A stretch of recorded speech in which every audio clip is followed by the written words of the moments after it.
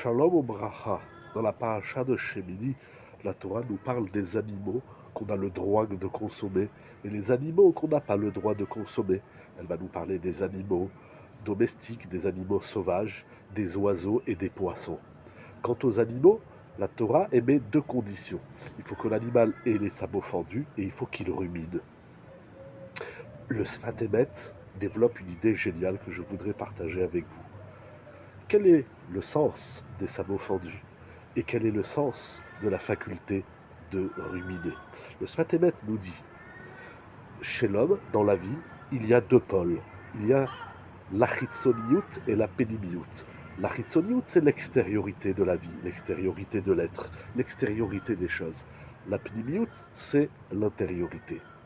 Les sabots fendus, cela veut dire que dans ce monde de la chitsoniout, il faut laisser toujours une ouverture, afin de pouvoir laisser la pnimiout, c'est-à-dire la partie intime, la partie intérieure de chaque chose, de ressurgir vers la lumière du monde. Et d'ailleurs, dit-il, nous avons le chazir, le porc.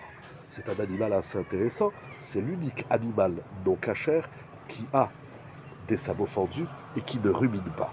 Parce que le chazir, dit-il, c'est un animal, étant donné qu'il a le sabot fendu, donc il a cette ouverture, mais il ne rumine pas, parce qu'il ne veut pas, il symbolise celui qui ne veut pas fouiller à l'intérieur de sa pnimiout, alors qu'il en a les capacités. C'est donc pour cela qu'il n'est pas cachère.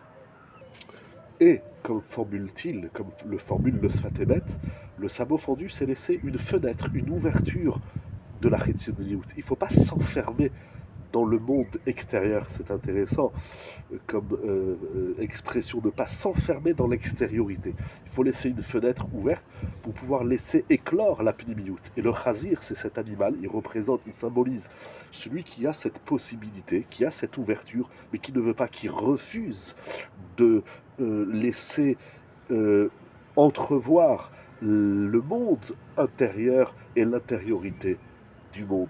Voilà une approche intéressante, certes à approfondir davantage quant aux exigences de la Torah sur les animaux cachers et les animaux non cachers. Shabbat Shalom ou Mevorach dans la cacheroute.